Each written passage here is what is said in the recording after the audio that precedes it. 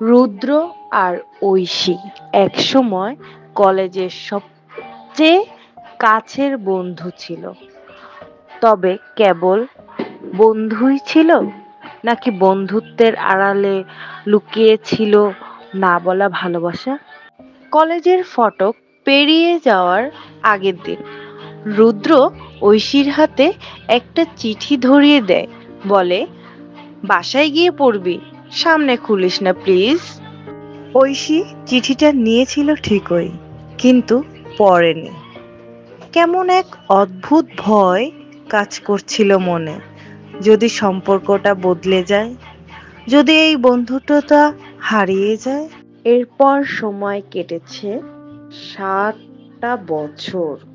হঠাৎ একদিন পুরনো বইয়ের ভাঁজে ঐশী সেই চিঠিটা খুঁজে পেল। ধুলো মাখা খামটা খুলে পড়তে শুরু করলো। রুদ্র লিখেছিল, তুই জানিস না তোর চশমা ছাড়া হাসিটা আমার কত প্রিয়।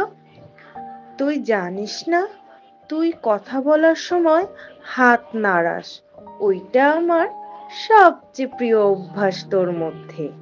আমি তোকে ভালোবাসি ঐশী, কিন্তু তোর মুখে না শুনে তোর বন্ধুত্ব হারাতে চাই। তাই এই চিঠি তোর হাতে দিলাম, সময়ের হাতে নয়। যদি কোনো একদিন পড়িস, আর যদি তুই কখনো একা থাকিস, তাহলে শুধু একটা বার্তা দিস, আমি পড়েছি, আমি ঠিকই বুঝে নেব।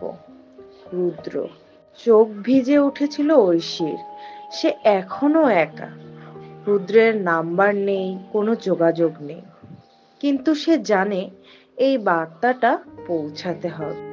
ঐশী নিজের প্রোফাইলে একটা ছোট্ট ক্যাপশন লিখল, আমি পড়েছি,